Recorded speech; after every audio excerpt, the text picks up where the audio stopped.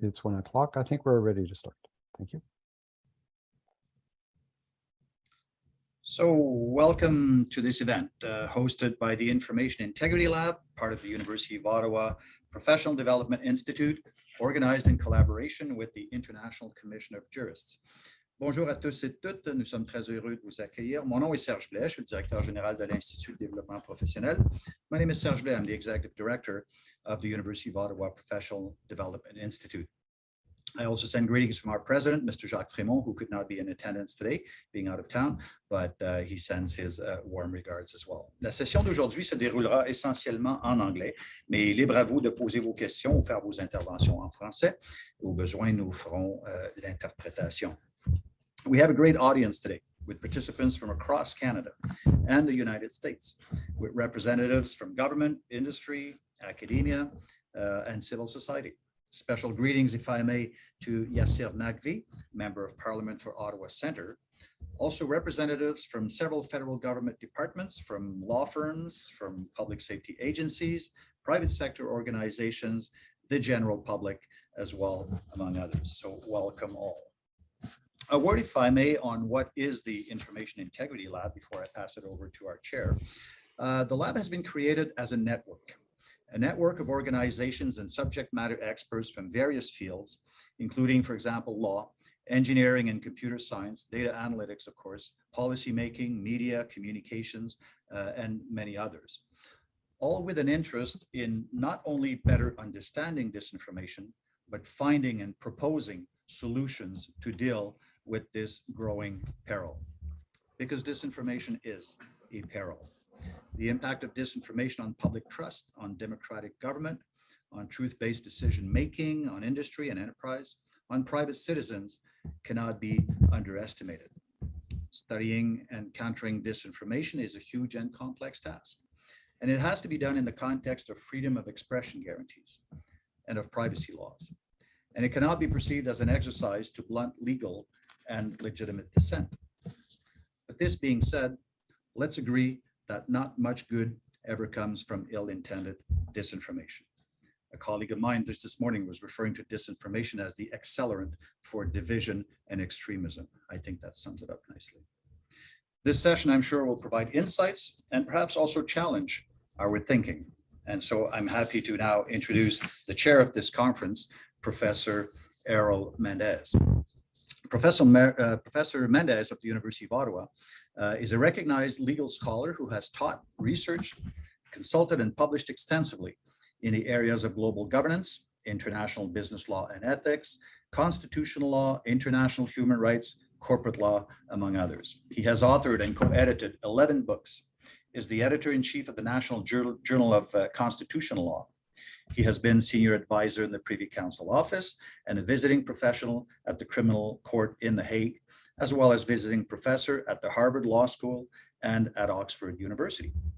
Professor Mendez was awarded the Order of Ontario, the Law Society Medal, and inducted in the Royal Society of Canada. So I think you'll agree with me that the conference is in good hands. I'll pass it over to you, Errol, for the rest. Thank you.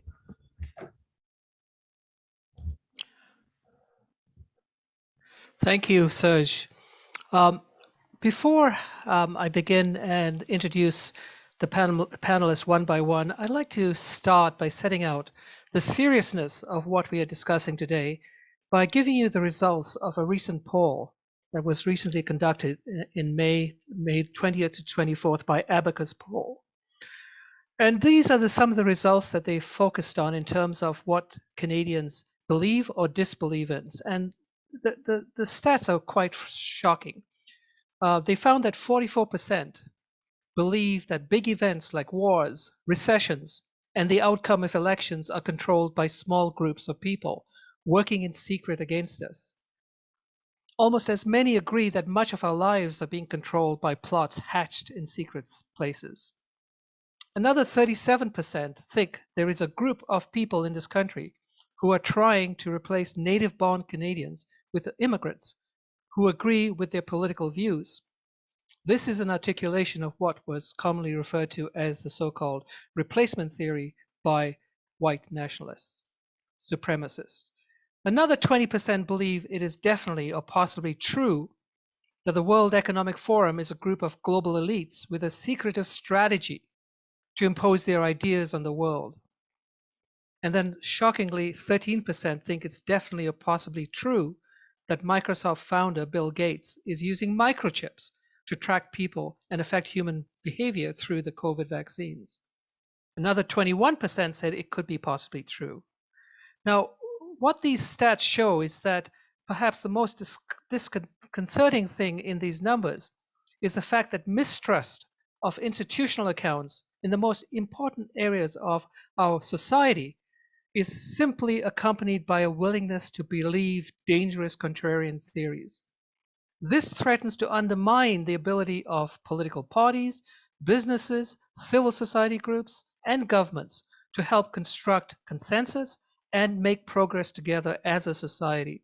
I would add that it also impacts on what is known as the rule of law. So with that, I would like to start introducing each of the panelists, starting with Kevin Sheaves as the first panelist. Kevin is the director of the International Forum for Democratic Studies, the research and the analytical section of the National Endowment for Democracy in the United States. He has led the forum's research and convening in areas such as the integrity of the information space, authoritarian influence and sharp power, transnational kleptocracy, and emerging technologies' impacts on democracy. Kevin joined the forum in August of 2020. For nearly 15 years, he served as manager and advisor at State Department officials, leading U.S. diplomatic and governmental responses to strategic competition with China on issues of global disinformation and the Asia-Pacific's rise. He also served in roles in the Defense Department, the Office of the U.S. Trade Representative, and in Congress. Kevin, I give you the floor. Thank you so much, Errol. Really appreciate it. And it's really exciting to be a part of this initiative with the Information Integrity Lab at the University of Ottawa. As I'll get to it later, these sort of initiatives can be really valuable in combating the spread of disinformation really all around the world. And the word information integrity of Information Integrity Lab really is aptly named. A lot of people will use disinformation as shorthand for many forms of information manipulation, whether they're disinformation or lies, or misinformation, which is unintended spread of lies, propaganda or tools of the state to deceive and distract those that they target, malinformation, which is information taken out of context. All of these types of things, and honestly many more, are all things that sort of muddy the information space for your average information consumer.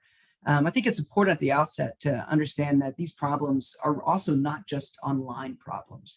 They're also offline problems in communities of worship, traditional TV and media, and even the family dinner table. Disinformation also, which I'll use as shorthand from here on out, is also a global problem. Canada, United States, and other Western democracies aren't the only ones suffering from this information disorder.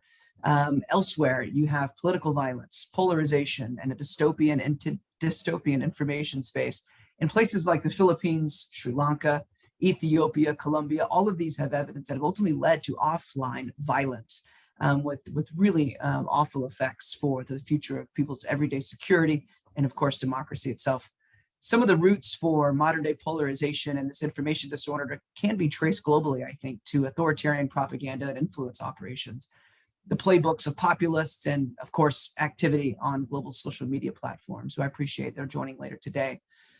However, local and national politicians are also adapting these authoritarian tools for their own purposes.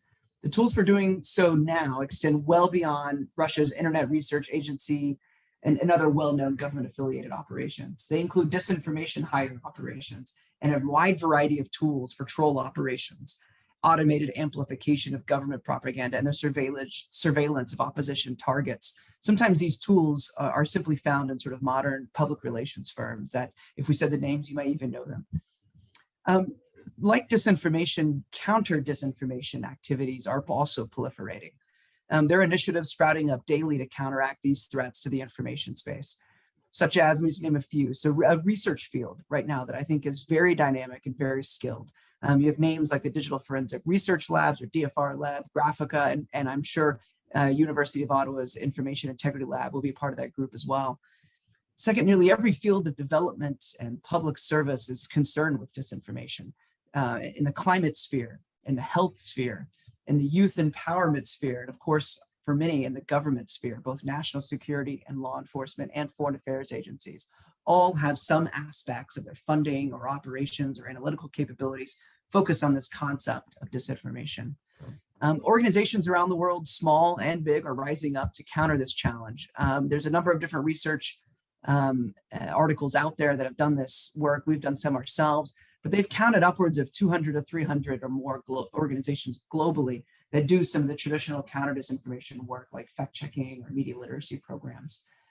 The best tools for countering disinformation, I found at least, are really not in government, and they're not even in the platforms, but in fact, really, they're in civil society.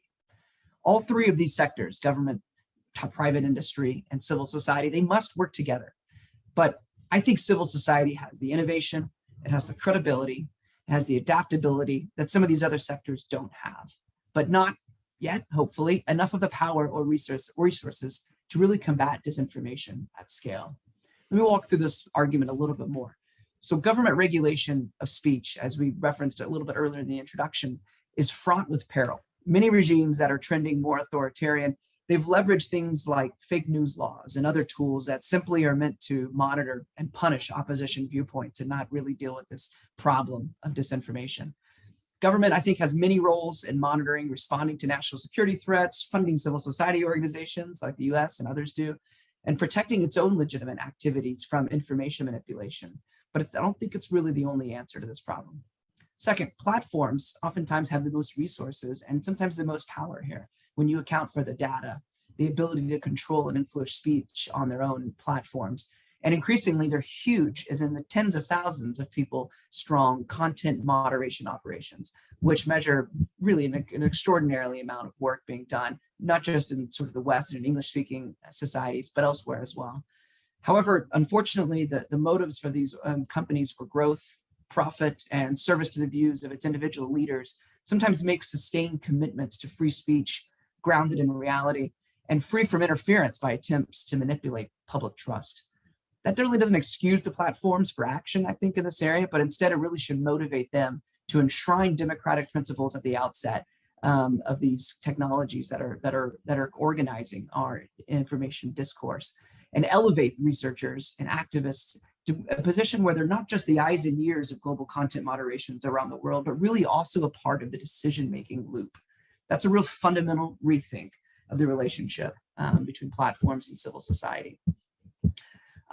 As you think about these sort of work in Canada, I think there are typically tools that are found in places like Canada. They're actually quite fit for the challenge, where I think many societies around the world have failed or maybe are in worse shape. Societies that have done better than others on average in dealing with seemingly intractable challenges like this, they've had a few characteristics. First off, a vibrant civil society, even if one that's not fully yet aimed at the disinformation challenge. I'll give you one example that everyone knows about now, Ukraine. Ukraine has transformed its ability to turn its vibrant civil society into measured success against Russian influence operations in the information space. And really, that's a capacity that has really accelerated and been built up since its opening in 2014. And ultimately, obviously, had an incredible security effect on its own national security, which obviously is still being threatened daily by Russia. Second, societies have had longer histories of democratization. One frustrating case here that has not had as long of a history of democratization is the stalled democratization of what's happened in the Philippines, where its last two presidential campaigns have been fraught with successful attempts, unfortunately, by authoritarian-leaning populist leaders like Duterte and now Marcos Jr. to spread disinformation at scale using really for-hire social media firms. These leaders preyed upon an information space that was really hardly established, protected, and respected under more democratic administrations successively before it, as they attempted to transition from authoritarian impulses back 35 years ago, including from the new president of Philippines' father. Third, political systems that are successful are ones that are able to forge compromises and hold the center. Parliamentary coalition favoring systems, somewhat like Canada's, with strong traditions, have held up better than some. Germany and France have both seen the rise of populist nationalist movements that have fed upon the grievances and tactics of populist parties elsewhere. But they've been more successful, I think, to be able to legislate, adapt, and manage some of these political differences in a highly pluralistic, ethnically diverse societies that are undergoing constant economic and social strains. Parliamentary coalition favoring systems, with some exceptions, of course, have proven a little bit more pliable than others, such as the United States, unfortunately, and presidential systems in Latin America and elsewhere. Fourth, societies that tend to succeed have a strong technical and educational capacity among its average citizens. Central Europe and the Baltic states have produced really an incredible amount of innovative, effective solutions at scale. One incredibly innovative approach is the growth of decentralized, citizen-led counter-disinformation responders called ELVs, who log in online daily to track and call out oftentimes Russian propaganda. These technical skills that your average Baltic or Central European individual or professional have, and a strong history of citizen activism, have really allowed these informal networks to flourish and produce counter-disinformation and fact-checking at scale. Another thought to keep in mind is that I think operating through a networked approach is really essential for any counter-disinformation responder or researcher. As an organization that sits at the intersection of research and grant making in the global democracy space, International Forum, we found that some of the most successful organizations are first interdisciplinary. They include thought leaders and staff from many disciplines beyond the communications and political sciences. Citizen Lab at University of Toronto is one excellent example, and I'm really happy to see University of Ottawa take that on with its Information Integrity Lab and understanding its mission as well. Two, learning from others well outside their local information environment. These problems are global. They're not just limited to Canada's information space. There's a good chance others in the field have seen the problem that Canada's facing. Igor Blazevich, who's a real trailblazer in defending human rights and democracy, is European. He challenged civil society activists all around the world to spend 1/4 of their time thinking beyond their immediate local crisis and instead learn from others outside of their local environment. That's an extraordinary ask from an individual who's heavily invested in addressing human rights and democracy crises in hard, intense places, whether they're in Burma, you name it.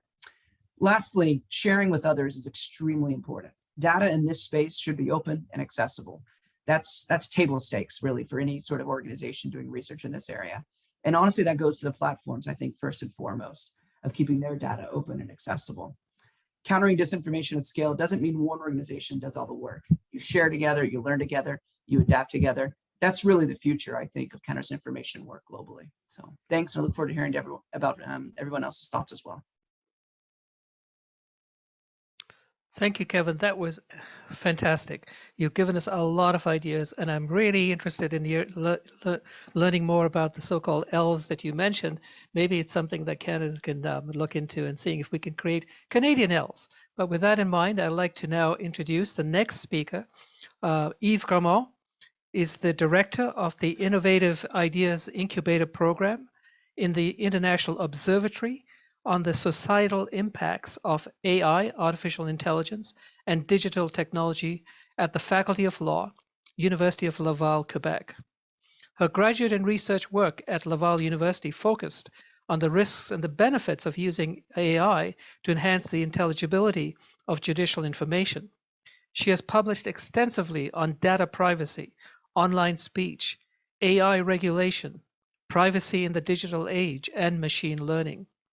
You can also read some of her work at an internationally recognized US-based legal blog called Lawfare, where she is a contributor, including an extensively read and discussed article titled, "Is Canadian Law Better Equipped to Handle Disinformation?" Yves, you have the floor. Thank you.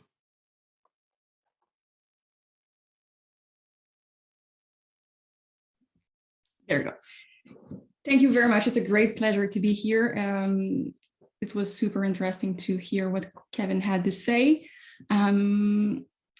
Personally, as a French Canadian who has been writing, as you said, about this information for Americans and English-speaking Canadians, there's something I always find pretty jarring with respect to digital policy in Canada. It's nothing completely new. It's a well-known phenomenon for a long time, actually.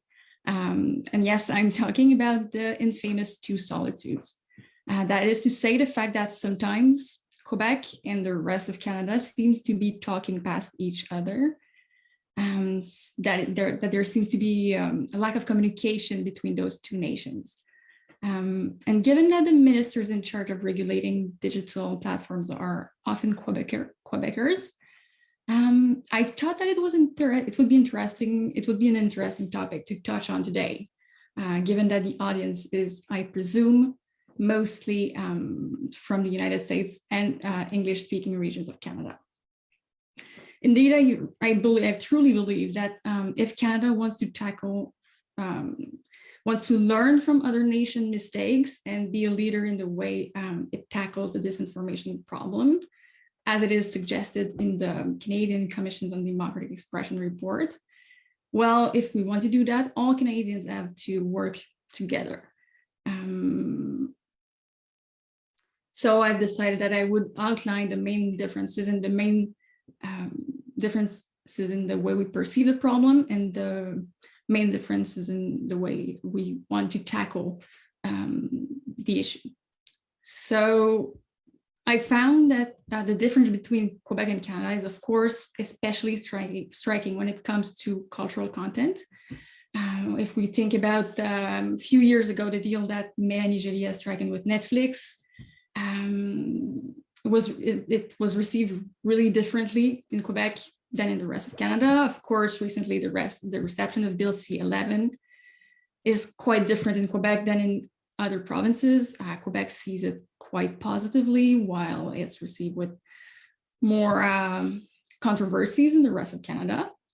And that's the main reason why this perception is different. It's because we Quebecers feel like we have to protect our culture, of course, our music, our TV shows, and the platforms like Netflix or YouTube, they seem to be posing a threat to these.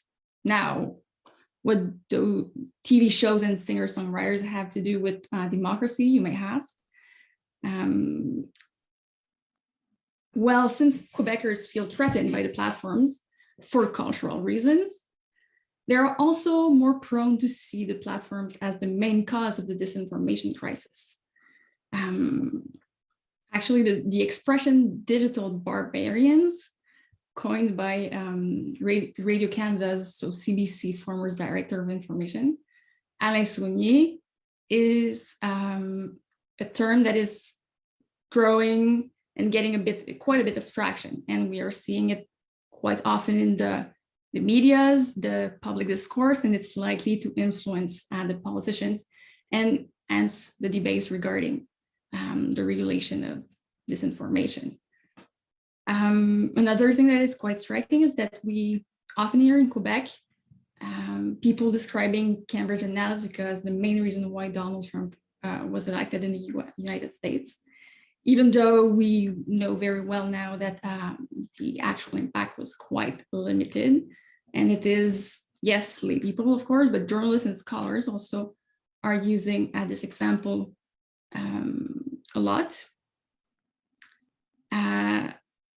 So as a result of that, generally speaking, Quebecers are much more comfortable with the idea of platforms and regulation than the English-speaking Canadians.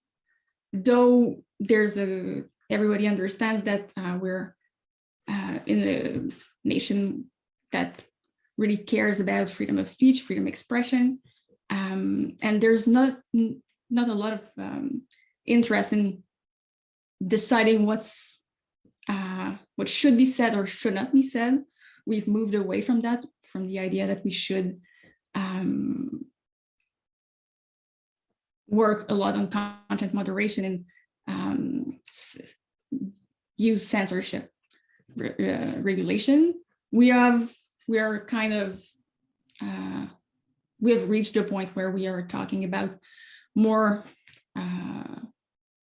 meta, more regulation that focus on the system instead of the particular content. So, for instance, Quebecers are on board with transparency requirements to have a better understanding of how algorithm works, how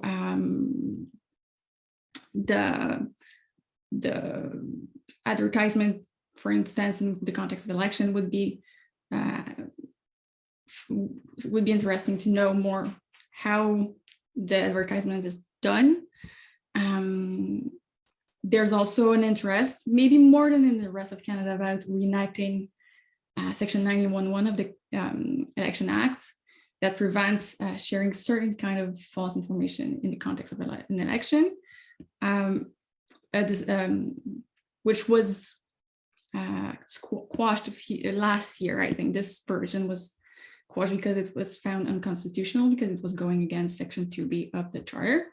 And there's also an appetite in Quebec for rethinking the rules of intermediary liability, what's commonly known in the US as Section 230, and in Quebec as Section 22 of the Act, to establish a legal framework for information technology. But though there might be more interest in Quebec than in the rest of Canada to regulate tech platforms, of course, Quebecers are well aware that the problem is definitely not only a tech problem, that it also has a lot to do with the whole information ecosystem. So the main discussion at the moment, which is once again driven by Alain Saunier, former director of Radio-Canada, really regards the information ecosystem and the ownership of medias, thinking about competition laws, for instance, to build a more resilient information ecosystem, a more diverse information ecosystem, so as to make sure that these medias are trustworthy, and which is important for fighting disinformation. We know that when the population has a trust in the medias, it's easier to, it's an important component of tackling the disinformation crisis. There's also discussion about the funding of medias. So the consensus, I wouldn't say consensus, but there's a general agreement that Google and Facebook are infringing on copyright laws when they are using the content from other sharing content of medias on their platforms. So scholars in Quebec really want them to pay the medias and to strike deal with the medias to fund journalism in Quebec and Canada. There are also lots of interest about tax reforms, and once again, to gather money to fund the medias. So yeah, basically that's a short overview of what the conversation looked like in Quebec, and where the main differences are. But the point that I really wanted to drive home with this presentation is that the distinction, the differences between Quebec and Canada really all come from the fact that Quebecers feel threatened by the platforms way more than Canadians because of the old cultural thing that I was discussing earlier. So instead of fighting, I think, on the policy proposal, where I really think that the discussion should happen. The conversation should really be about what was being clear on what's the problem, having a good diagnosis of the problem. And this way, I think that if we're having the conversation about the problem instead of the solutions, we might come to an agreement more easily. So yes, I don't know how I did with the time, but I'll let Chris follow me. Thank you. Thank you very much. Thank you very much, Yves. It is really important to get your perspective from Quebec, because oftentimes we often think that we speak with one voice and one approach to this very troublesome area. And it's really important that you mentioned. I think what you mentioned in terms of the need for a more systems approach may be coming not only from Quebec, but as we will discuss, hopefully by others in the panel, that may also be coming from Europe in terms of the same area of attacking disinformation. With that in mind, I'd like now to introduce the next panelist, Chris Tenove, who is a research associate and instructor at the School of Public Policy and Global Affairs at the University of British Columbia. He has just published a report, actually, just yesterday, which he co-authored with Heidi Turek, called Online Hate in the Pandemic. It was commissioned by the BC Office of the Human Rights Commissioner as a part of the inquiry into hate in the pandemic area. And it'd be interesting to hear some of his conclusions. He was previously at the University of Toronto's Centre for Ethics and the Munk School for Global Affairs. He conducts research in the fields of political theory, political communication, and international relations. He has published peer-reviewed articles, books chapters, and policy reports on cybersecurity threats, harmful speech, and disinformation. In 2020, he won a CRTC Prize for Excellence in Policy Research for an article titled Protecting Democracy from Disinformation, Normative Threats and Policy Responses, which was published in the International Journal of the Press and Politics. That article is still actually featured quite prominently on the website of the CRTC today. Chris, over to you. Thank you. Great. Thank you very much. And thank you for having me. As Eve ended by saying that focusing on problems might help us come to some greater agreement. And what I want to do for most of my initial talk here is to talk about some of the problems. As Errol just mentioned, I've been doing research on disinformation and on the abuse of public figures, particularly in Canada, but also some work beyond Canada, looking at public figures, including politicians and journalists, and then most recently work on health communicators. So I'm going to focus on some of this ongoing research on health communicators that I'm doing. And I should say, because of the type of work I've been doing, which involves looking at just thousands and thousands of mean messages sent to people and then doing interviews with the targets of those messages, I can have, sometimes a jaundiced view about how people use social media. But I want to start with something more positive. If we cast our mind back 2 years to the early days of the pandemic, public health officials had this extraordinary challenge, which was how do you get people to change behavior quickly and dramatically and at a mass scale, and not through putting men with guns on street corners to force people to stay home, but significantly through persuasion and through messaging. And so we saw some pretty extraordinary efforts by public officials and journalists to get the information out and to try and encourage safer behavior. But I found particularly interesting some of the efforts by physicians and nurses and university-based researchers and other experts to kind of, in different ways, step up and fill gaps in public messaging and public understanding. And so that includes a virologist at UBC learning how to leverage TikTok to get information about vaccines and viruses to younger audiences. It includes a task force, a kind of informal group of medical professionals who realized real shortcomings in communication to the South Asian communities, and so developed their network, put together content in multiple languages, used Instagram and Twitter, and got into WhatsApp networks to deal with rumors there to try and, again, inform people about this rapidly changing health predicament. And so it was this pretty tremendously dynamic explosion of public interest communication made possible by the social media platforms in part, along with other other channels. So that's the positive side. the health communicators kind of leaping into these spaces may not have realized what they'd be facing in the months that come, and that would involve messages, and here's our few that we found, like being told that for what they're doing they should rot in hell, that they are guilty of crimes against humanity and will face a new version of Nuremberg trials, that they would be asked, how many more children are you going to kill, or are you going to be responsible? How many more children are you going to be responsible for letting die? And these sorts of things.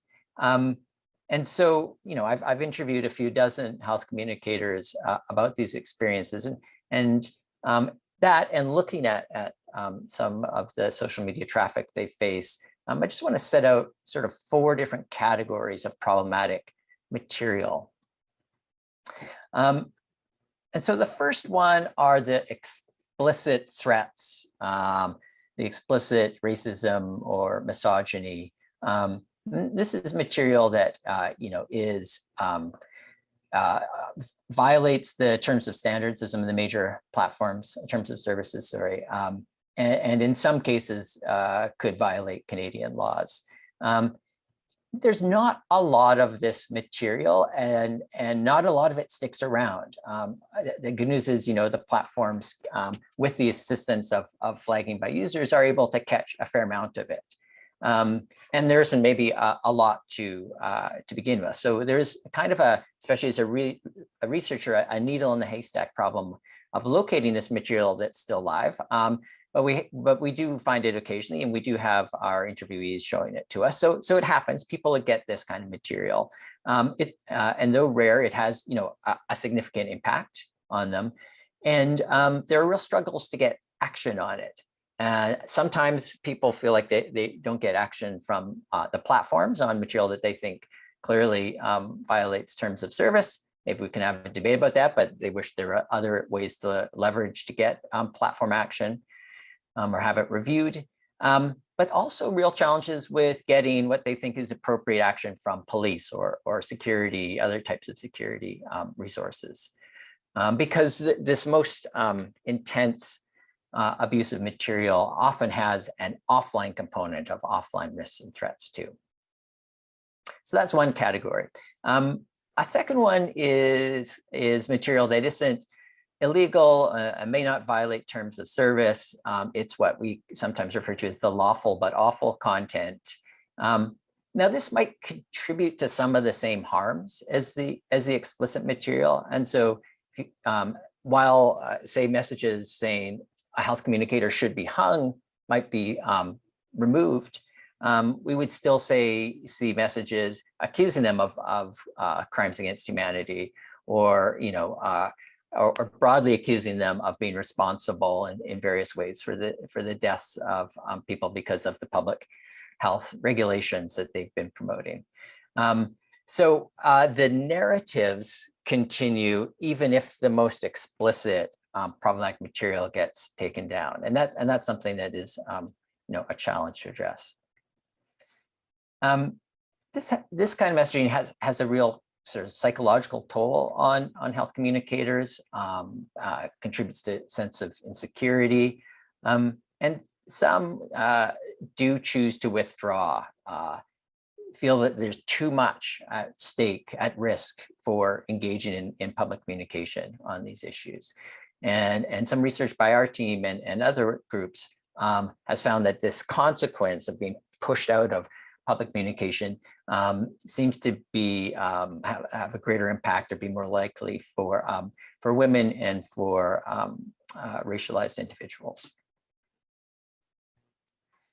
So third is the volume problem. A number of health communicators talk to me about the experience of what seemed to be facing the same messages from the same sources day in and day out. That rather there being anything like a functioning marketplace of ideas where a better messages were winning out, it was more like a war of attrition. People just grinding out the same messages over and over again. And one issue here with this sort of incivility or misinformation at scale is both the kind of wear and tear it has on the people who are dealing with it, but also that the time that they are engaging or responding with that is time that could be spent doing more productive things. And then the last issue I want to mention that came up with health communicators was their concerns about the way that the online spaces where they were having public discussions or trying to engage the publics were being deformed by these online spaces and their design or how they operate. And one of the issue was, we've heard it many times before, but the sense that the more extreme or sensational content tends to rise. And so, and just to be clear, this is in kind of pandemic-related communication. This is coming from different sides of the debate. So the accusation of someone being responsible for letting children die came from an account that consistently is asking for stronger regulations to address the pandemic. And so health communicators felt like they were often seeing the more extreme and in some ways often less helpful contributions to debates being the ones that really jumped out and were getting attention on the platforms. And some also spoke about feelings of their own style of communication being somewhat deformed by what they were doing to be successful on platforms. And so maybe it's themselves using more provocative or sensational material or atting, Joe Rogan or some other public figure because you want to get into that space, you want to be seen. But to do that, sometimes you're having to engage in a style of communication that isn't as ideal for generating productive and inclusive communication. So there's and they talked about the real tensions there of wanting to be part of the debate, to be heard, to get their voices out there, but concerns about what they had to do to achieve that. So those are some of the challenges that health communicators can face. And I just want to take this back to where a lot of this conversation today is going, which is the policymaking implications. I think just speaking in broad terms, we can see that that these are quite different problems and that different types of solutions, complementary responses are needed. And so yes, there's the types of responses that are looking at these extremely problematic pieces of content that may need to be addressed with quick takedowns of content, which may need to find forms of individual accountability, whether the legal system or criminal system or others. Those need to be there and made more effective. And then kind of on the spectrum, there's all the mechanisms that are needed to improve the consistency and effectiveness of content moderation policy by the platforms.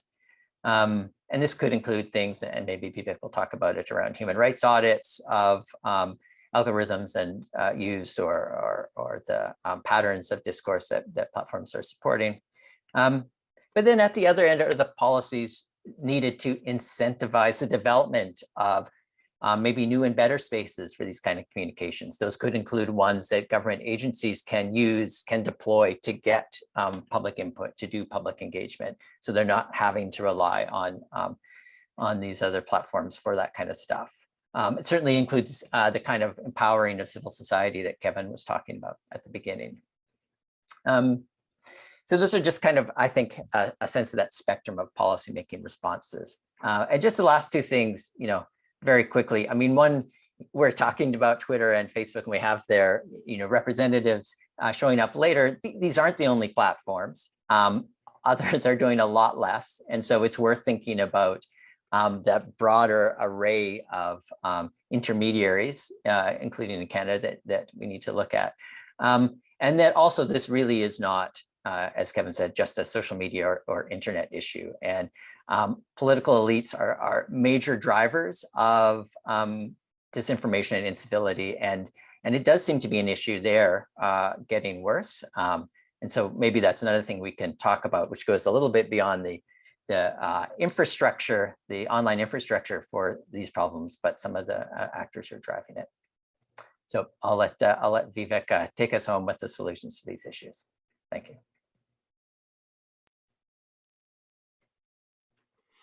Thank you very much. Chris. As you said, there is no silver bullet. We may be trying to find many, many solutions to this very difficult problem. So with that, I'd like to introduce now Vivek Krishnamurthy, my friend and colleague at the Faculty of Law. Vivek is a Samuelson Gluckslow Professor of Law and Director of the Samuelson Gluckslow Canadian International Policy and Public Interest Clinic at the Faculty of Law, University of Ottawa. Vivek's teaching, scholarship, and clinical legal practice focuses on the complex regulatory and human rights related challenges that arise in cyberspace.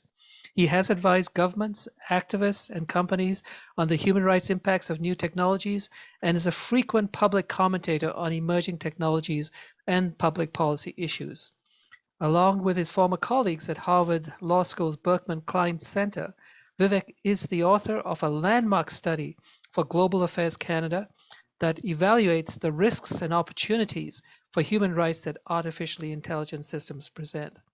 Vivek was previously the Assistant Director of Harvard Law School's Cyber Law Clinic and counsel in the Corporate Social Responsibility practice at Foley Hogg LLP. He is a Rhodes Scholar and clerked for the Maurice Fish of the Supreme Court of Canada upon his graduation from law school at Yale. He was also a fellow at the Carr Center for Human Rights Policy at Harvard's Kennedy School, an affiliate of the Berkman Klein Center for Internet and Society at Harvard University, and a senior associate of the Human Rights Initiative at the Center for Strategic and International Studies in Washington, D.C. And on a personal note, I am so glad we got him back from the US. Thank you. Vivek, over to you. Thank you, Errol, for that very kind introduction, and it's truly a pleasure to be here. It is both a pleasure, but perhaps a bit of a task as well to come at the end of three great speakers who have covered so much ground, and I think have shown us how, multidimensional, multifaceted, and multinational the problem of disinformation is. So I'm going to try to answer the question that Tina Turner almost asked in a song. What's law got to do with it? What can we do in terms of legal responses to disinformation? We've heard really from all three of the speakers who came before me that we need this multi-pronged approach, that civil society needs to take the lead, that there needs to be more resilience, all this great stuff. But, can't we just pass a law? That's usually the kind of response many people have, certainly when I talk to lay people. So let's unpack that a little bit. One of the things about disinformation that's really hard is that it poses a fundamental challenge to the law and the theory of free expression. So let's start, from the beginning. Why is there a right to free speech or free expression in international human rights law, the Canadian Charter, and the constitutions of most countries? Well, it's because of a belief in something called the marketplace of ideas, right? There's this notion that if you let people speak freely and express themselves, bad ideas are going to lose because the truth is going to win eventually. But as we know from markets for conventional goods, there can be market failures in marketplaces, right? Unsafe products get sold. People don't pay the price of pollution when they pollute. And we're kind of seeing a bit of that in the marketplace of ideas. And I think the previous speakers pointed to why, which is that some powerful people have incentives to engage in informational pollution, right? Politicians spreading disinformation for political reasons. Those trying to make a quick buck by trying to get people to click on ads, etc. And also, speed is an accelerant. And we've seen this in conventional markets. Some of you might remember the flash crash on Wall Street caused by high frequency trading computers, right? Similarly, the speed at which information flows online can make it really hard for reasoned debate to happen, etc. So the law of free expression is built on this theory that the marketplace of ideas should work, and we have a problem with that. So there's a bit of a gap. And the law of free expression, it's a really important area of law, but it's very underdeveloped compared to many other fields of regulation. We have just couple of dozen Supreme Court of Canada cases that deal with the right to free expression. Even the United States, right? The Constitution's been around for 230 years. They have about 200 Supreme Court cases that deal with their First Amendment. Okay, so first point, right? We have a fundamental challenge. So there's a bad fit between the law of free expression and the theory and the problem of disinformation. That's not to say that there's nothing we can do about it. Freedom of expression here in Canada and at the international level is subject to what's called reasonable limitation, right? You can't just say anything. The archetypal example of, shouting fire in a crowded theater is certainly actionable. So too is fraud. And if we think about commercial fraud, it's a kind of form of disinformation, right? Where someone is intentionally telling you something false and causes you economic harm in this case. But the question is really around the details and the scalability of how we would actually legislate. For one point, if we're going to tackle the problem head on, we're going to have laws that try to adjudicate the truth or the falsity of what people say and try to discern the intent that they, as to why they're expressing it. As Kevin pointed out in his remarks, that's a really dangerous path, right? It's one that many authoritarians have gone down in passing sort of fake news laws to criminalize people who actually want to tell the truth. So that's not a really great option to go after it directly. Nor is, even if we could solve those kinds of issues, it just isn't scalable.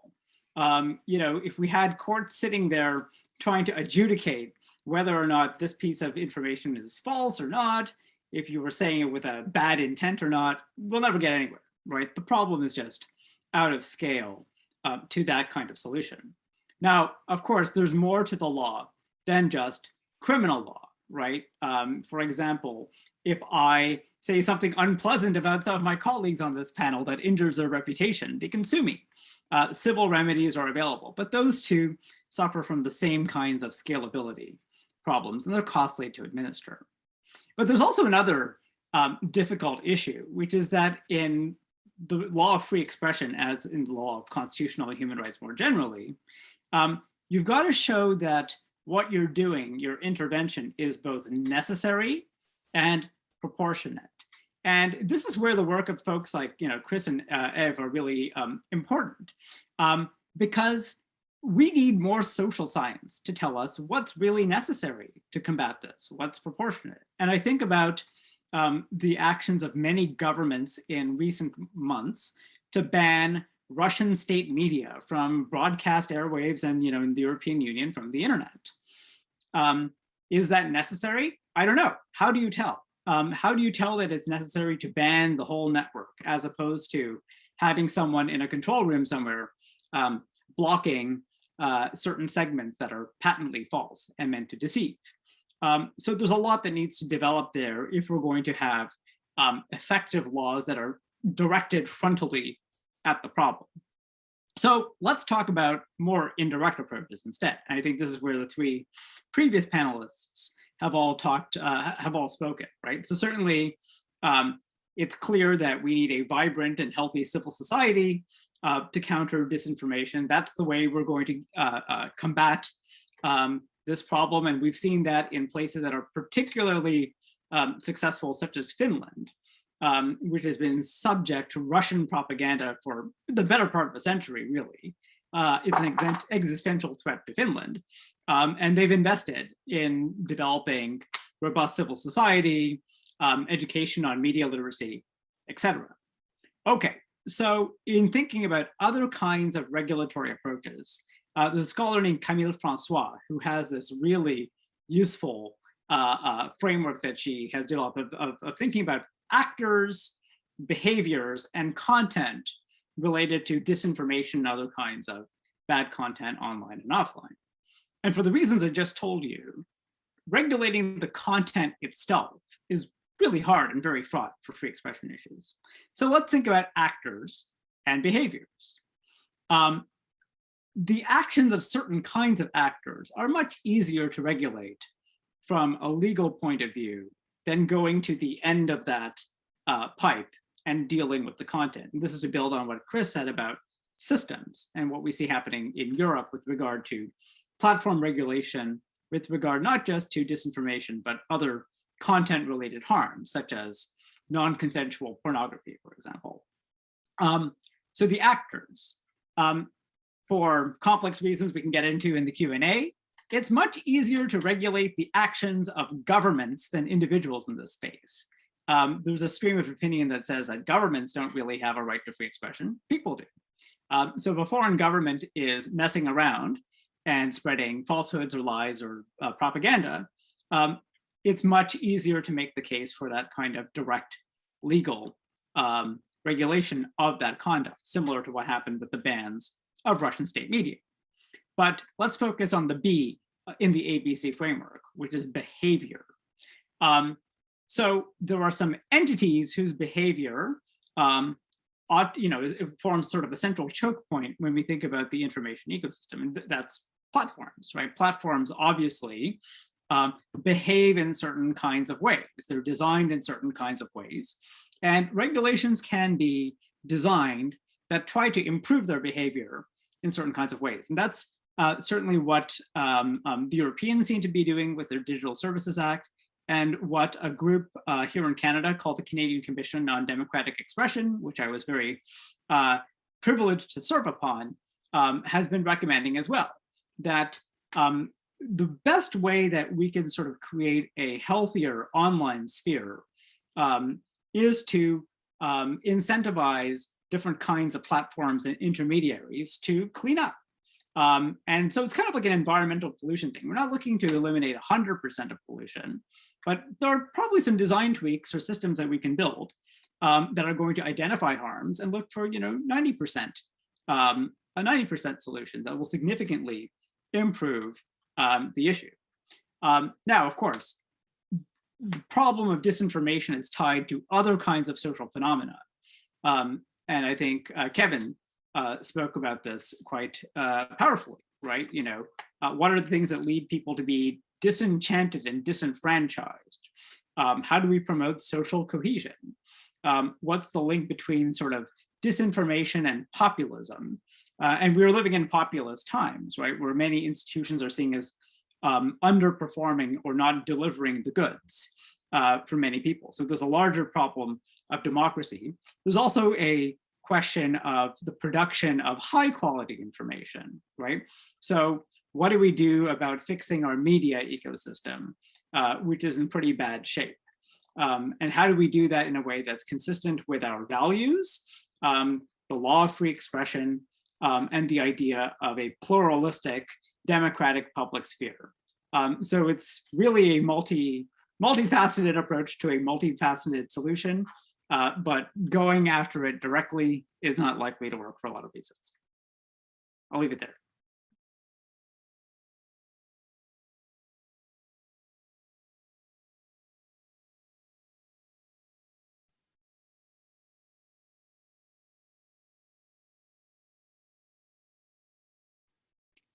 Hi, Errol, I think you're on mute. Yeah, thank you very much, Vivek. You've got a lot of issues there, which we could spend hours, if not days, to talk about. So thank you very much. So this is a time where I'm going to be asking the panelists to either ask questions which the audience has asked, and if there's time, myself too. So very quickly, I think there's one question that came in from the audience, which Chris, maybe you can answer. In his question, he said that your data appeared from mostly regular citizens in terms of disinformation. Have you come across data indicating that state actors were intentionally spreading misinformation to undermine the democratic country? What's your question? What's your answer to that? Yeah, I clicked I would answer live when I was just going to type in, but I will answer live. Our approach to doing this research is not very good at identifying actors behind when they are using particularly inauthentic accounts. So other researchers have done so. And so there's certainly findings about how Russia and other governments not only promote false claims, but more broadly promote narratives to undermine trust and confidence in state agencies and policymakers in countries. And that work continues to be done. There are also, more government-based research that looks at the involvement of state actors on pandemic and election interference, and that includes the rapid response mechanism of the G7 and its activities in Canada and elsewhere. But just to say, some of the challenges we have in understanding actors behind comes to data limitations to researchers, and so having access to that kind of data and finding new ways to work with platforms or others who have that data is important to identifying these sorts of patterns. Thank you, Chris. Actually, there has been a report by the University of Calgary's School of Public Policy, which actually follows up from the question from the audience and answers it in terms of the disinformation on the Russian invasion of Ukraine.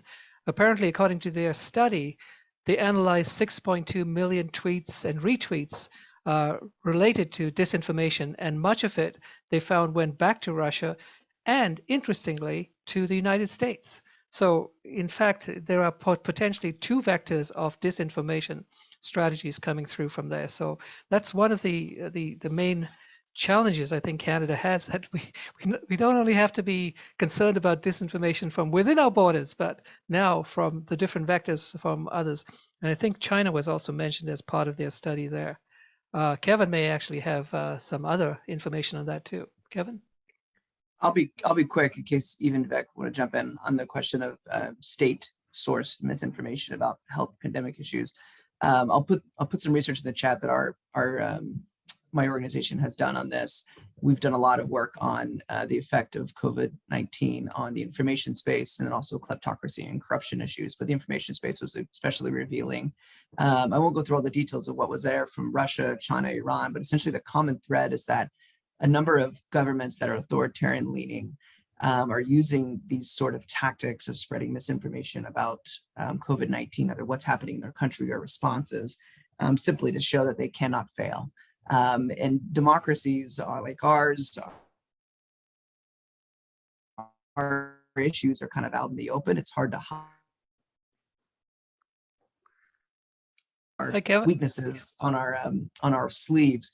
And in authoritarian governments, the societies control the governments control the internet space so much they simply cannot fail. It sounds like I'm not coming through in the chat, so I'll answer some of this in the chat because it looks like my internet isn't great here. But yeah. Well, thank you very much, Kevin. There's a couple of other questions that come through from the audience, which I think is very interesting. One question from Dr. Patrick Neal asks the question on the issue of attribution. Is it time to examine the role of how much attribution or what types of attribution can guide whatever reaction we may have? That's a very complex question, but I wonder if anyone is willing to answer that. I can take a crack at that. So I think that attribution in the sort of disinformation and information operations space is a bit less important than in sort of the classic cybersecurity space, right? So attribution is the question of who did it? How can we tell who you are, right?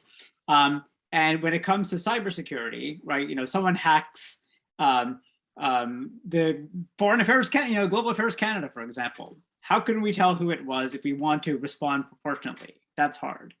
When it comes to disinformation and the kinds of responses that we can take to protect the information space, I think this is sort of where platforms, and we'll hear from them in a moment, right? Platforms are looking, they may look at the content itself, is this thing true or not, and label it.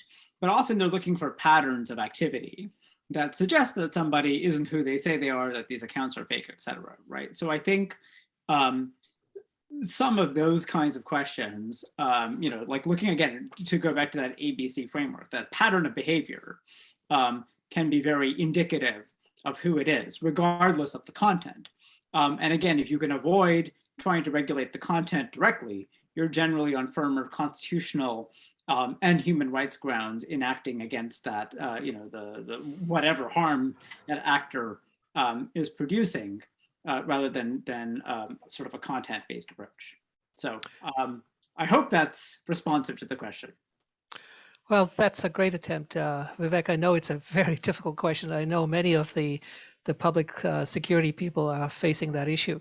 We have another one from another Sorry, audience Errol, member. I just want to Yes. pop in on the attribution question, because I think so. That's a different relationship is to the issue of accountability. And I think that's something that we still need to think about more. I mean, there are different levels of accountability, but let's just talk about accountability for the sources of, either disinformation or the kind of abuse that I'm talking about.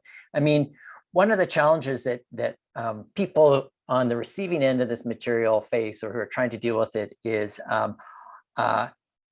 if there are steps taken to remove accounts, to kick them off platforms, or even to block them, the ability to create new accounts and to get right back to it. And so, are there ways to kind of address that issue?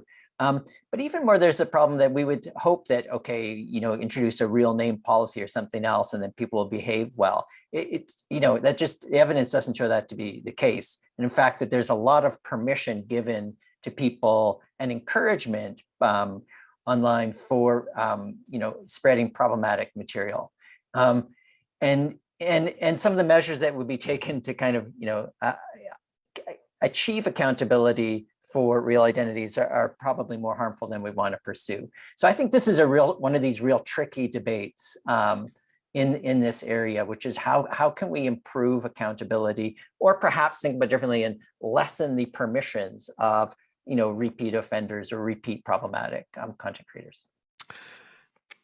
Great. One last question before I ask a final question before we turn to the second panel. Valerie asks, for all panelists, what role do you see government playing in transparency communications to the public and the reduction of bureaucratic processes in countering misinformation? Anyone? Eve, maybe, do you want to take a stab at that?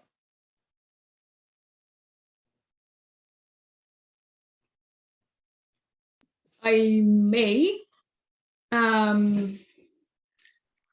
Actually, if someone has a well-crafted, well-thought answer, I may let someone else go ahead. Actually, whilst the rest of you are thinking of an answer to that, because I think it's a very important question, I want to link that into my question, which is actually based again from the poll by Abacus in terms of some of the disinformation that's coming through in their study of what Canadians believe. Basically, their fundamental conclusion from their polling is that essentially the vast majority seem to believe that much of the information we receive from news organizations is false. They said that was 44% of the adult population. 71% also believed that official government accounts of events can't be trusted. So much for the transparency issue we've just been asked about. And so they basically, what the pollsters are saying is that this is really worrying, because if the main sources of information that's coming to the public are from the news media and from government, and either of them do not have much trust by a very substantial number of Canadians, we're in trouble. So how do you actually deal with this whole issue of the threat of mistrust, which is hugely tied into the type of disinformation and the rise of conspiracy theories? So it's a big question, and I would like perhaps any of you or all of you perhaps to give a stab of the solution to that, if there is any solution. If I could maybe answer both your question and the one of the Q&A about the role of government. I'm going to turn off my video in case my internet improves. But the idea of trust in government is really essential. Some of the interactions I've had with a number of different countries around the world and civil society organizations working on this problem set, I found that the places where there's higher degree of trust among the citizens of the government are places where the government can be more direct in countering disinformation, whether that's foreign source disinformation or something else in the information space. Places where there's less trust, government is actually quite counterproductive. And so there's some governments, including the United States government, that specifically, won't counter direct attacks on, specific truths or whatever that's happening that seem quite obvious about what the United States is doing, domestically or abroad or some other aspect of society, because they feel like they simply just won't be credible. Sometimes they're more aggressive against foreign source disinformation than others.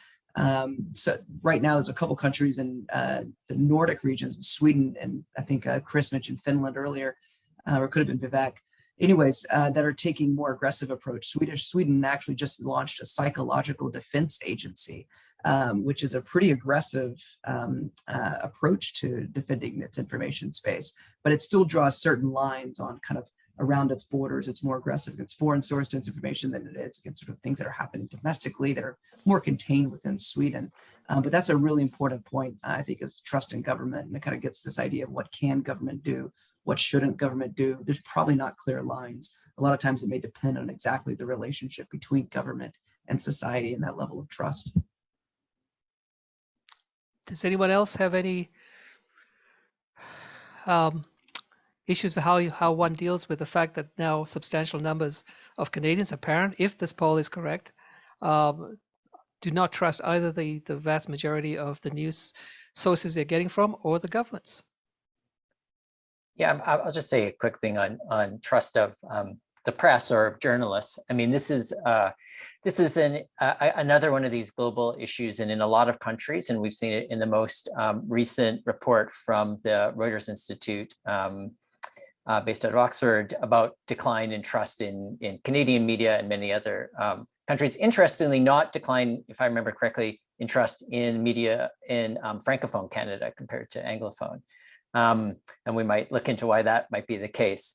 But it's a big issue with a lot of factors. I'm helping run a study that's working in part with the Committee to Protect Journalists, looking at what I'm calling credibility attacks on journalists globally. And this is intentional, will sometimes be intentional, will sometimes be organic, often a combination of efforts to discredit journalists or journalism organizations because of the reporting they do. So I think one of the issues at stake around trust is we have kind of a negative feedback loop where the more there are attacks on these institutions, the less they're able to address both the attacks on other issues of fact that need to be buttressed, but also on their own reputations or what it is that they are doing or their own motivations. And so that's a real challenge getting out of that cycle. Figuring out, often a big part of addressing these issues is both performing in ways that will lead to better evaluation and trust of you, and then finding ambassadors or spokespeople or representatives to communities that may be able to provide a better understanding of what it is you're doing and maybe build up trust that way. Thank you very much, Chris. We just have a couple of minutes left before we go to the second panel. If anyone else does not have a question, let me ask the final question for myself. I think Vivek mentioned it, that what's law got to do with all of this? And we now have possible solutions which are mixed law and mixed social science, mixed a lot of other things from both the EU in terms of the Digital Services Act and also from the UK with their version of trying to have law apply to some but not to others. As we all know, that has pleased nobody and pleased everyone at the same time. So is there actually a solution to this really difficult challenge? Anyone willing to take one final stab at that question before we move to the second panel? One syllable answer, no. There's no solution. But I think that's actually not the way that we should frame the issue, right? I think it was Chris that mentioned spectra several times, right? That I think a way to think about this, it is like pollution, or like trace contaminants, There's going to be some level of this stuff in any society, right? That's part of the price of having a free society that believes in allowing pluralistic opinion to flourish, right? And there's a risk in coming down too hard against this because, yesterday's disinformation is today's Copernican theory or something like that, perhaps. So I think what we need to do, right, it is that kind of ecosystem-based approach. And it's a great question in the chat. Anonymous person says, what if disinformation is a symptom, right, rather than a problem itself? To which I say that, it's kind of like a virus. The question is, does that virus harm a particular body politic or not? And that depends on many different kinds of factors, right? I think everyone has made that point powerfully. So as with the vaccines in the current pandemic, right, there's things we can do. It's that Swiss cheese model of prevention that it's going to take lots of different layers of masks or pieces of cheese or whatever your analogy is to combat this problem and bring it down to a more acceptable level before it really corrodes the foundations of our democratic institutions and our democratic society. Well, valiant answer, Vivek, to that almost impossible question, but I'm sure that it's going to take many more events and future discussions that will follow up on that. Thank you all so much from this first panel. I'll ask all of you to put your cameras off as we go to the second panel with Michelle and Rachel from Facebook and Twitter. So with that in mind, I am going to introduce Michelle Austin, who is the head of policy at Twitter Canada. In that role, she acts as the envoy of Twitter with governments and civil society. Michelle has worked at the executive level in the public, non-profit, and private sectors for the last 25 years and holds undergraduate and master's degrees from Waterloo and Dalhousie University. I'll introduce Rachel after you present Michelle. Over to you. Well, thank you very much. Wow. The scope of this conversation is incredible, and just, we at the platforms get to deal with all of it, whereas we have specialists here who get to deal with some of it. Errol, you're going to probably have to flag me down. I have a lot to say. So let's start with a reminder that the platforms are all very different. So I know we talk of big tech as one big barbarian, but we are very different. So just a reminder from a Twitter perspective, Twitter is fast. People don't come to Twitter to see what happened yesterday. They come to see events in real time.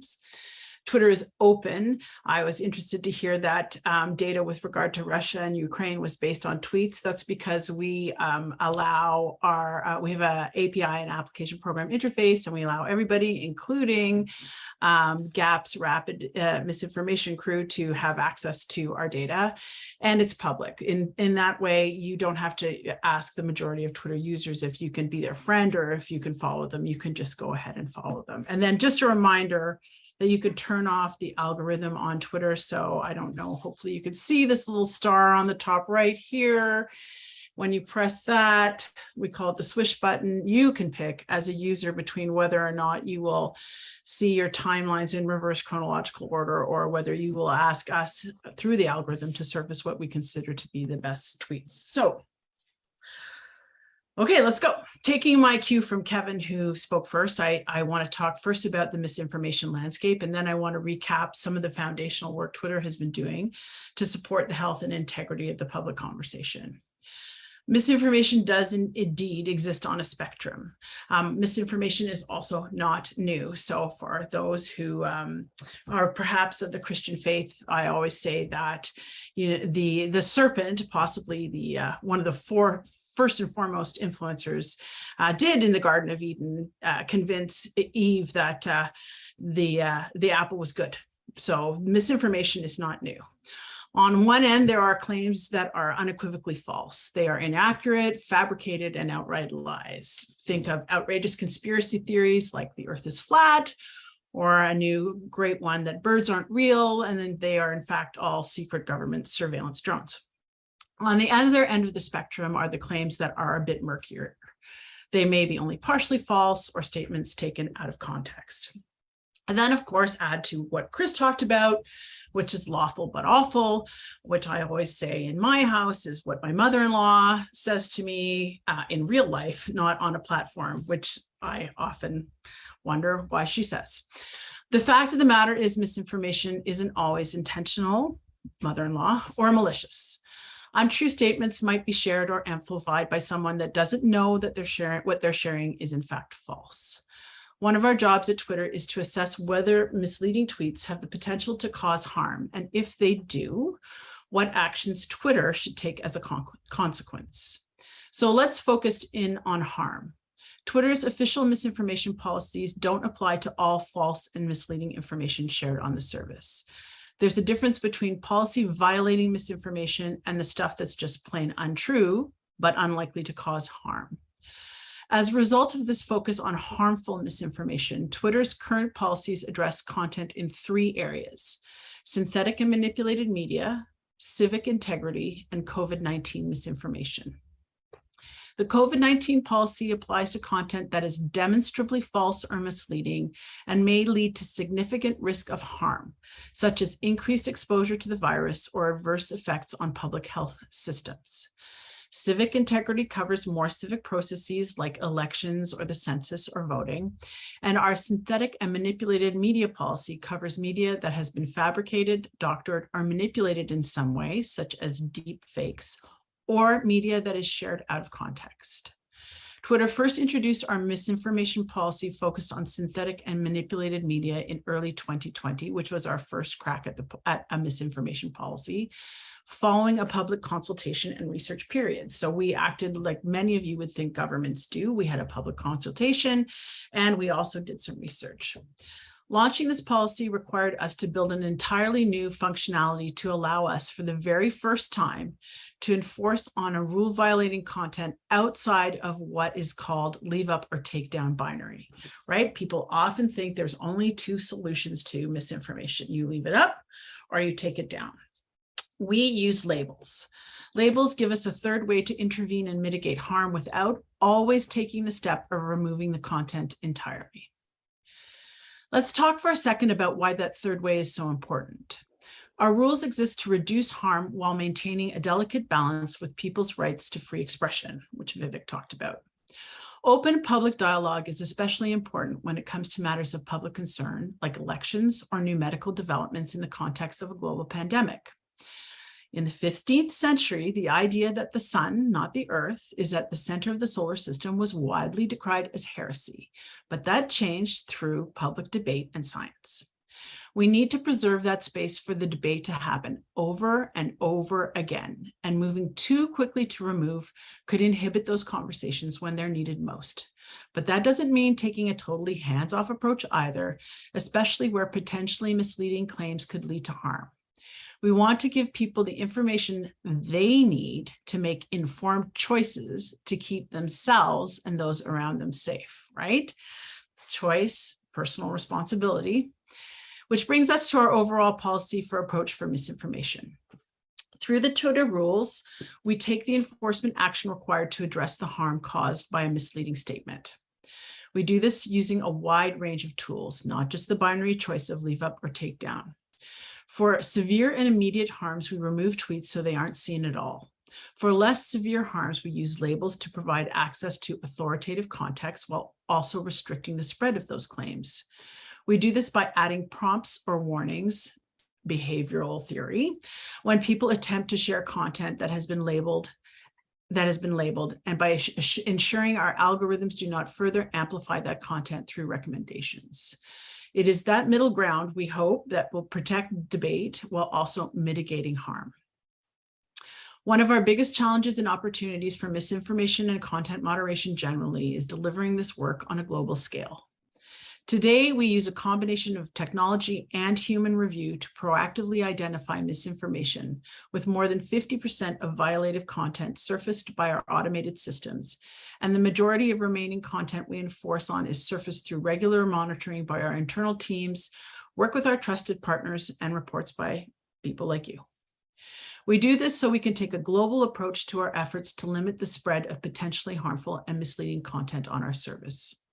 We proactively evaluate content for violations in a number of languages, including Arabic, English, French, Hindi, Japanese, Korean, Portuguese, Spanish, and Turkish. And we're working to expand even more. In August, we began testing a new information reporting feature in the US, Australia, and South Korea. We selected these countries because we want to learn from a geographically diverse set of regions, including those where English is not the primary language, before we scale these features globally. Since rolling out this misinformation reporting experiment, we found that the reports are helpful, but noisy for identifying specific violations of our rules. On average, with this misinformation reporting flow experiment, only about 10% of the misinformation reports we reviewed through the flow were actionable, compared to 20 to 30% for our other policy areas that you can report on in the platform or on our web page. A key driver of this was off-topic reports that didn't contain any misinformation at all. For example, we saw a lot of reports of voting misinformation that related to contests and votes about people's favorite musical artists. I will tell you, if you are a fan of K-pop, one of the groups that flooded this misinformation reporting flow were K-pop fans who reported that if anybody tweeted that a band other than their favorite band like BTS was the best band in the world, for instance, if somebody said the Beatles is the greatest band that's ever lived, we would be inundated with misinformation reports that that was in fact wrong. To make review of individual reports efficient, we need to build technology to filter out and prioritize reports. That's why we're continuing to experiment instead of rolling out reporting to everyone. So there is no misinformation reporting flow in Canada. We need more research and training data, especially outside of English, as Eve pointed out, to help us optimize how we will use these reports. We're already seeing clear benefits from reporting for identifying patterns and trends in misinformation, and trends are actually a lot bigger in areas like India or Brazil than they are in Canada, especially when it comes to non-text-based misinformation, such as media and URLs linking to off-platform misinformation. So we're going to continue to experiment with this reporting flow. We don't have the answer yet. With regard to civil society, when we talk to people who use Twitter, we hear again and again that they know there's misleading information out there, and they would appreciate information that helped them identify it, gave them more context, and allowed them to make up their own mind about it. The challenge is, how would you add that context in a way that feels fair and that people trust and find informative? We know, for example, not everyone trusts or wants a technology company, as Eve talked about, or any singular institution like government to make those decisions. So that challenge is what inspired us to launch the pilot of a program called Birdwatch a year ago. Everything's birds here. The basic way it works is that people sign up to be contributors. They can write a proposed note or annotation to a tweet, and other contributors can rate that note for its helpfulness. So for instance, if somebody tweeted the sky is blue, a climate scientist could say, yes, I confirm that the sky is blue, and here's why I know that. The idea is that if enough people from different points of view find the note helpful, they would then show it on the tweet as an annotation. Today, the pilot has about 10,000 contributors in it, and with all the work throughout the past year, we're seeing results that include that the majority of people found these notes to be either somewhat or extremely helpful. People were 20 to 40% less likely to agree with misleading information in a tweet after reading the note about it.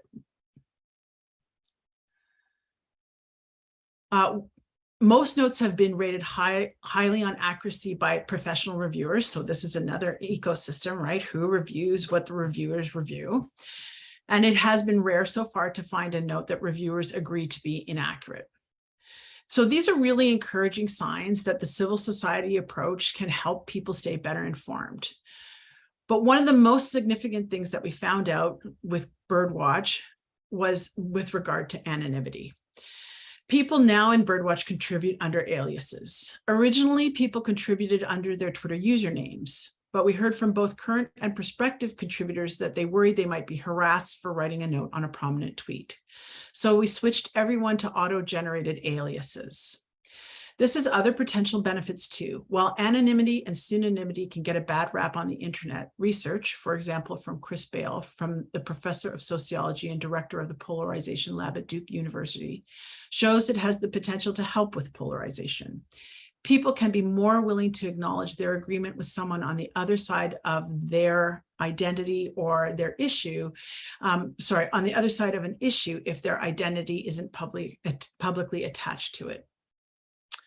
Our efforts in the space do not happen in a silo, and our approach continues to evolve with the speed of the conversation happening in real time on our service. There's still so much more work to do, which we talked about here, and we will continue to be transparent about our efforts and the teams driving our work. We have a transparency report, and you can also follow all of this information on, wait for it, Twitter. We also have a new hub for all things related to our approach and efforts to address misinformation at help.twitter.com/misinformation. And so with that, I will hand the mic over to Rachel. Thanks. Thank you very. Oh, sorry. Go ahead, Earl. That's okay. Thank you very much, Michelle. I love this idea of birdwatch. So there are the Canadian elves. So it'd be interesting to see how that develops over time. So I'd like to introduce Rachel for Facebook Canada. Rachel Curran is the public policy manager for Facebook Canada. She's a lawyer by training and has nearly 15 years of experience in public affairs, including extensive experience in providing strategic and policy advice to a former Canadian Prime Minister. Rachel, over to you. Thank you, Errol. So let me pick up on some of what Michelle said. Look, Facebook's an open platform for all ideas, a place where we want to encourage self-expression, connection, and sharing. However, at the same time, when people come to Facebook, we always want them to feel welcome and safe and to have a good experience on the platform.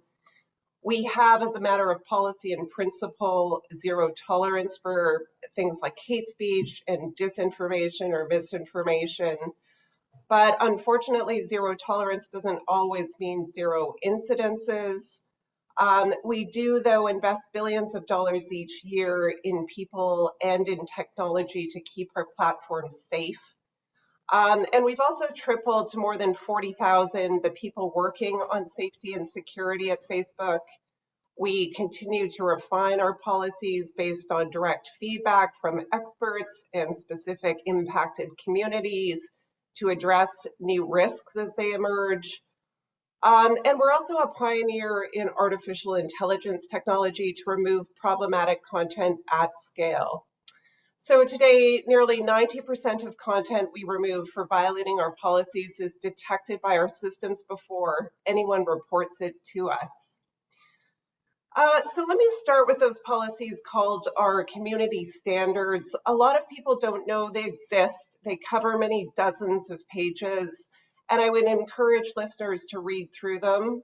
We're in the process of commissioning research to see how they compare to standards enshrined in law internationally. But suffice it to say, they cover material well beyond what would be considered illegal in Canadian law. And of course, we're able to implement more stringent speech and expression standards because as a private company, Facebook is not subject to the Charter of Canadian Rights and Freedoms. And our community standards also cover at least some, but not all of the lawful but awful content that Chris referenced earlier.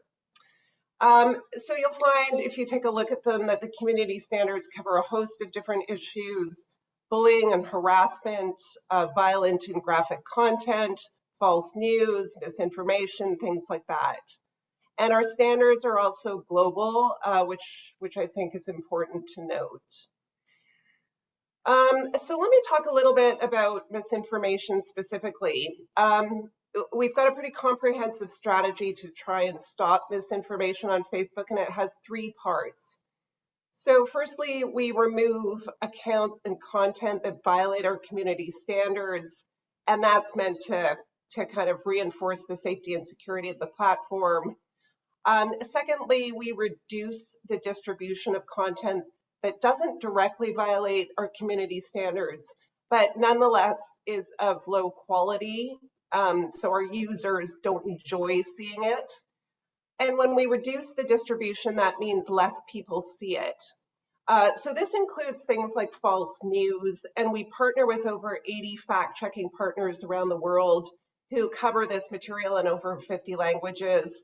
In Canada, it's Radio Canada and Agence France Presse, who we work with as fact checkers. And when these organizations fact check something as false, we dramatically reduce its distribution. And by the way, this also applies to political or civic content now also, because we heard from users that they wanted to see less of that in their feeds. So we now downrank that content too. And then our third kind of prong of the misinformation strategy is that we inform people by giving them more context so they can decide for themselves what they want to read, to trust, and to share. So when a post is rated false by fact checkers, we apply strong warning labels on top of the content with research from fact checkers accompanying that overlay. And we also partner with local organizations around the world to promote news literacy and digital literacy. But internally, tackling misinformation is not an easy task. It requires addressing several challenges, including fake accounts, deceptive behavior, and misleading and harmful content. So let me start with fake accounts. We take a hard line against this activity, and we block millions of fake accounts each day, most of them at the time of creation. In a recent quarter, for instance, we disabled more than 1.3 billion, that's billion with a B, fake accounts. We also investigate and take down covert foreign and domestic influence operations that rely on these fake accounts. Over the past 3 years, for instance, we've removed over 100 networks of what we call coordinated inauthentic behavior from our platform. And we keep the public informed about our efforts through our monthly reports on coordinated inauthentic behavior, and you can find those online. We also crack down on deceptive behavior. So we found that one of the best ways to fight deceptive behavior is by disrupting economic incentives behind it. We've built teams and systems to detect and enforce against inauthentic behavior tactics behind a lot of clickbait. We also use artificial intelligence to help us detect fraud and enforce our policies against